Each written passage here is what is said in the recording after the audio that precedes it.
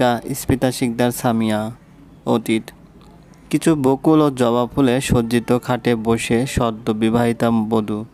তবে পরনে নাই তার সাধারণ কনেদের মতো লাল বেনারসি কিংবা কোনো দামি সাজসজ্জা বা অলংকার, বরং একটা সাধারণ জামা যার এক হাতের অংশ কিছুটা ছিঁড়ে দেওয়া, চুলগুলো হাত খোপা রাখা, তবে তাও কেমন যেন এলোমেলো হয়ে আছে। কনের সাজ বলতে মাথায় লাল জামদানি ওড়নাটাই আছে হয়তো। আচমকা নিজের এক হাত অন্য হাত দ্বারা চেপে ধরে সে বিড়বিড় করে বলে উঠল, বিয়ে? হ্যাঁ, আজ আমার বিবাহ সম্পন্ন হলো, কিন্তু অনাকাঙ্ক্ষিতভাবে। মেয়েটি খাট থেকে নেমে ধীর পায়ে ঘরের একপাশে থাকা স্টিলের আলমারিটার সামনে গেল। ঘোলাটে এক আয়না বসানো সেখানে, হয়তো বহুদিন ব্যাপী ব্যবহার না হওয়ায় ধুলোবালি পরিষ্কার করার পরেও এমন অবস্থা। কিশোরী খুঁটিয়ে খুঁটিয়ে নিজেকে দেখতে লাগলো। সে কি কোনোভাবে ওই সুপুরুষটির যোগ্য? বিবাহ লগ্নে সম্পূর্ণ স্তব্ধ মূর্তির ন্যায় থাকলেও এক দফা চোখ উঠিয়ে দেখছিল সে। কি রূপ পুরুষেদের! তার এক ঝলক দেখেই যে কোনো নারী পাগল হতে বাধ্য। সেখানে নিজেকে কেমন যেন অযাচিত লাগছে লোকটির জীবনে। নিজের হাতটি দ্বারা মুখশ্রীতে আলতো স্পর্শ করে কাতর গলায় বলতে শুরু করে, কোথায় তার শুভ্র রং? কোথায় আমার কয়লার ন্যায় কালচে গরম? সামান্য রাগলে কেমন লাল হয়ে যায় তার মুখমণ্ডল, কাঁদলে হয়তো আরও লালচে হয়। কি মধুময় না লাগে তাকে তখন! অপরদিকে আমি, কালো মুখে কান্না যেন আর বিটগুটে করে দেয় আমায়। কোনো মেলবন্ধন নেই আমাদের মাঝে। সে যদি হয়ে থাকে সৌন্দর্যের মধ্যমণি, আমি সেখানে সাধারণ এক অসুন্দরী নারী। তাহলে কি করো আমাদের এক সুতোয় বাঁধল ভাগ্য লিখন। বিয়ে তো করে নিয়েছে, হয়তো করুণা করে বা আবেগের বশে। তবে পারবে কি সম্পর্কে মর্যাদা দিতে, নাকি ধরাছোঁয়ার বাইরে নামমাত্র স্বামী হয়ে থাকবে আমার জীবনে? তার কথা থামতেই দরজায় টোকার শব্দ শোনা যায়। ঘরে ঢুকে এক অল্প বয়সী মেয়ে। মেয়েটিকে চেনে মোম, মাস্টার বাড়ির কনিষ্ঠতম কন্যা। সে জিজ্ঞেস দৃষ্টিতে তাকাতেই মেয়েটি মিষ্টি হাসে। আমাকে চিনতে পারছো ভাবি? আমি হইলাম অভ্রা, তোমার ছোট ননদ। সে যাগ্যে দহন ভাই আর আম্মা তোমাকে গোসল কইরা এই শাড়ি চুড়ি চেন আর নাকফুল পইরা নিতে বলছে বলে মেয়েটা চলে গেল। কিন্তু মোম পড়েছে আরেক ধিদায়। সে তো জানেই না গোসলখানা কোথায়, আর অভ্রা নামক মেয়েটিও কিছু বলল না। মোম এদিক ওদিক চোখ বোলাতে একটা দরজা দেখতে পেল। খুলে দেখলো সেটাই বাথরুম। কাপড় চোপড় নিয়ে সেখানে ঢুকে গেল। ঢোকার সময় অভ্রার দেওয়া সামগ্রীর দিকে একবার চোখ বুলিয়ে বলে উঠল, কি হবে এসব সাজসজ্জায়? এসব তো শুধুমাত্র তাদের জন্যই মানানসই যারা সমাজের তথাকথিত সুন্দরী রমণী হয়ে থাকে। কাককে যতই ময়ূরের পাখনা লাগাক, রূপ ও কণ্ঠ তো তার থাকবে আগের মতোই। দহন পুকুরের সিঁড়িপথে বসে আছে, আকাশ পানে তাকিয়ে। তার মুখে হাজারো চিন্তার মাঝেও তৃপ্তির হাসি ফুটে আছে। বিয়েটা যদিও সে সময় ও পরিস্থিতির চাপে পড়ে করেছে, তারপরও মনের কোথাও না কোথাও তৃপ্তিদায়ক অনুভূতি খেলা করছে। এই কিশোরীর মায়াই তো বাধা পড়েছিল সে। মনের সুপ্ত চাওয়া তো ছিলই মেয়েটিকে নিজের করে পাওয়া, অত্যন্ত নিবিড়ভাবে। আল্লাহ তাআলা হয়তো তার মনের কথা একটু দ্রুতই শুনে ফেলেছে। নিজের ফোন থেকে তার প্রজাপতির কিছু আড়ালে তোলা ছবি বের করে তার দিকে তীক্ষ্ণ দৃষ্টিতে তাকিয়ে বলে ওঠে, এই যে কৃষ্ণবর্ণা প্রজাপতি, বহু তো উড়ু উড়ু করিস এদিক সেদিক, এখন যে সারা জীবনের মতো বন্দি তুই। যেতে দেব না কোথাও তোকে, থাকবি আমার বেড়াজালে বিনা সুতোয় বন্দি প্রজাপতি হয়ে। তোর মাঝে শুধুমাত্র এই দহনের বিচরণ হবে, তা তোর ওই কোমল হৃদ মাঝে হোক কিংবা তার ওই মায়াময় দেহই হোক, তোর সবটাতেই থাকবো শুধু আমি। আর ভাবনার মাঝেই পিছন থেকে কেউ একজন বলে উঠল, ভাইয়া তোরে আম্মাই ঘরে যাইতে বলছে, এখন যা। ভাবি আবার একলা যদি ডরায়, ওই বিল্ডিং বাড়িতে তো আর কেউ থাকে না, তোমগো থাকার জন্যই ব্যবস্থা করছিল দাদি। কথাটি ছিল দহনের চাচাতো ভাই আলমের। ছেলেটা মাত্র বছর পাঁচেকের হলেও কথাবার্তায় বোঝা যায় তার পাকামি।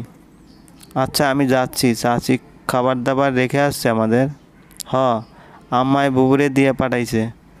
মায়ের কথা মতো সবটা বলে সে হেলে দুলে নিজের ঘরের দিকে চলে গেল। দহনও রওনা হলো নিজের গন্তব্যস্থলের দিকে। আজ তার গন্তব্যস্থান নিজের ঘর নয়, বরং নিজের প্রিয়তমাকে নিজের করে পাওয়া। দহনের থাকা ব্যবস্থা হয়েছে মাস্টার বাড়ির ইটের ঘর, যাকে গ্রামবাসী বিল্ডিং বাড়ি নামেই চেনে। দুটো ঘরের একটিতে বিছানা পাতা, সেখানে লাগোয়া গোসলখানা, অপরটিতে বসার ঘর করা। বাইরের দিকে বড় বারান্দা, যার একপাশে রান্নাঘর। মোম গোসল করে চুল মুছতে বারান্দায় এসে দাঁড়ায়। চুলের পানি ঝাড়তে ঝাড়তে ঘরের দিকে তাকিয়ে নিজ ভাবনায় ব্যস্ত সে। হঠাৎই কাঁধে কারো স্পর্শ পেয়ে আঁতকে ওঠে, পিছনে ঘুরে যায়। কাঁপা কাঁপা গলায় তার মুখ থেকে অস্পষ্টভাবে বেরিয়ে আসে, কে কে কে? তার কাঁধে হাত রাখা ব্যক্তিটি আর কেউ নয়, তার স্বামী। আচমকা পিছনে ঘোরায়, তার চুলের ঝাপটে লাগে দহনের মুখে। চুলের মাতাল করা সৌরভের স্পর্শে শিহরিত হয় সে, কিন্তু মোমের প্রশ্ন তাকে স্বাভাবিক করে তোলে। বেশ শান্ত কণ্ঠে জবাব দেয়, আমি? অন্য কাউকে আশা করেছিলে বুঝি? না না না, তা নয় আসলে। যাকগে, টেবিলে খাবার রাখা, নিজের আর আমার খাবার ব্যবস্থা করো। আমি কাপড় বদলে আসি। মোমের ছোট্ট উত্তর, হুঁ।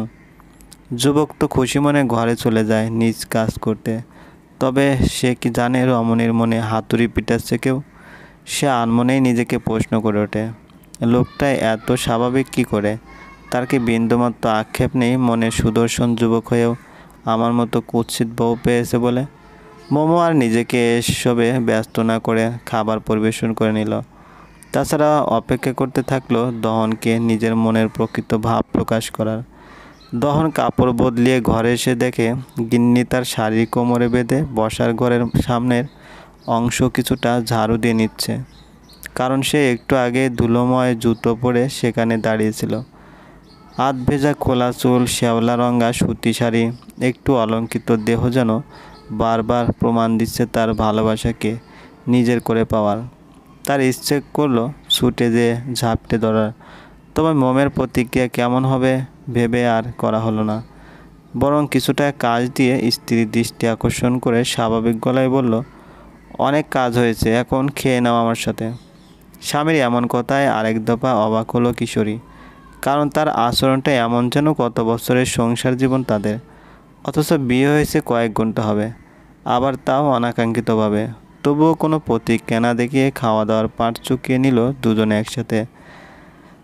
বিছানা ঝেড়ে দিতেই দহন মোমের জন্য জায়গা রেখে মাঝে বালিশ দিয়ে এক পাশে শুয়ে পড়ে। মোম বিছানায় বসতেই তাকে উদ্দেশ্য করে কিছু বলতে যাচ্ছিল, তার আগে মোম তাকে থামিয়ে নিজের মন গড়া কাহিনী বলতে লাগলো। আমি জানি আপনি আমায় কি বলতে চাচ্ছেন, এটাই তো আমাকে করুণা করে বিয়ে করেছেন, তবে স্ত্রী অধিকার দেবেন না আমায়। আপনার মতো সুদর্শন পুরুষের সঙ্গী হওয়ার যোগ্য আমি নই। ঠিক আছে, লাগবে না আমার স্ত্রীর অধিকার, তবে দয়া করে আমায় বের করে দিবেন না। ছোটবেলা থেকে কত শত নাম ডেকে উপহাস করেছে মানুষ, কখনো কালো বেগুন তো কখনো। যাকগে, স্ত্রী হওয়ার যোগ্যতা না রাখিয়ে আপনার দাসী রূপেই রাখেন আমায়। আমার যে যাবার জায়গা নেই, আপনি ছাড়লে হয়তো তখনকার মতো কোনো পুরুষের বউ।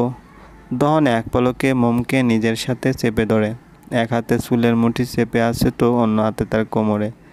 তীব্র ঝাঁঝালো কণ্ঠে সে বলে ওঠে, ভুলেও ওই মুখে কোনো পুরুষের নাম শুনলে মাথায় আগুন ধরে যায়। সেখানে তুই অন্য পুরুষের ছোঁয়ার কথা বলছিস? তোর মাঝে থাকবো শুধু আমি, তোর ভাবনা, তোর মন, তোর দেহ, সব কিছুতেই শুধু তোর স্বামীর অধিকার, যা আমি বহু পূর্বেই হয়ে আছি। আর কি বললি কুৎসিত? সুন্দরে কি কোনো ব্যাখ্যা আছে? না, নেই। কেউ বাধা পড়ে কালোর মায়ায়, তো কেউ বাধা পড়ে শুভ্র রঙের মায়ায়, তো কেউ শ্যামা বা হলদেটে গায়ের। এক একজনের কাছে এক এক ধরন সুন্দর, আর সৃষ্টিকর্তার কাছে গোটা মানবজাতি সুন্দর। তাহলে তুই কুৎসিত কী করে বলিস নিজেকে? নাকি আল্লাহর বাণীকে মানিস না? মোম কাতর গলায় অস্পষ্টভাবে বলে ওঠে, আস্তাগফিরুল্লাহ। ভেবেছিলাম আজ তোকে ছাড় দেব, কিন্তু না, তোর মাঝে আজ ডুব দেব আমি, ভালোবাসার প্রমাণ দিয়ে তোকে নিজের বন্ধনে আবদ্ধ করতে। দহন সম্পূর্ণ নিবিড়ভাবে নিজেতে জড়িয়ে নিয়েছিল নিজের প্রজাপতিকে। মোমো তার নানির মৃত্যুর পর প্রথম কোনো পুরুষের এমন অনুভূতিপ্রবণ কথায় এক রাতেই ভালোবেসে ফেলেছিল নিজের স্বামীকে। তার পরদিন ভোরেই মোমকে নিয়ে ঢাকায় নিজের বাড়ি নিয়ে আসে সে। বর্তমানে আলমারিতে কাপড় রাখতে যেয়ে শ্যাওলা রঙের শাড়িতে চোখ পড়েছিল মোমের। মুহূর্তে মাঝেই অতীতের স্মৃতি পাতায় ডুব দেয় সে, কিন্তু মোবাইলে কারো কল আসায় ঘোর ভাঙে। হাতে নিয়ে দেখে ফোনে ভেসে আসছে কাদম্বিনী নামটি। সেই অপমানজনক ঘটনাটির পর কলটি তুলবে কিনা দ্বিধাদ্বন্দ্বে ভুগতে থাকে সে। ভাবতে ভাবতে এই কলটা ডিসকানেক্টেড হয়ে যায়। চলবে। বন্ধুরা, এই গল্পটি ভালো লাগলে অবশ্যই লাইক করবেন আর কমেন্টস করবেন। আর চ্যানেলে যদি নতুন হয়ে থাকেন অবশ্যই সাবস্ক্রাইব করে পাশে থাকা বেল আইকনটি প্রেস করে রাখবেন, যাতে নতুন নতুন ভিডিও আপলোড করার সাথে সাথে আপনার নোটিফিকেশনে চলে যায়। নারী, তাহলে কি করো আমাদের এক সুতোয় বাঁধলো ভাগ্য লিখন।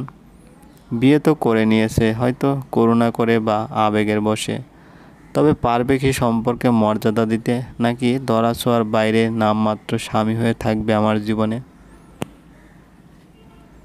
তার কথা থামতেই দরজায়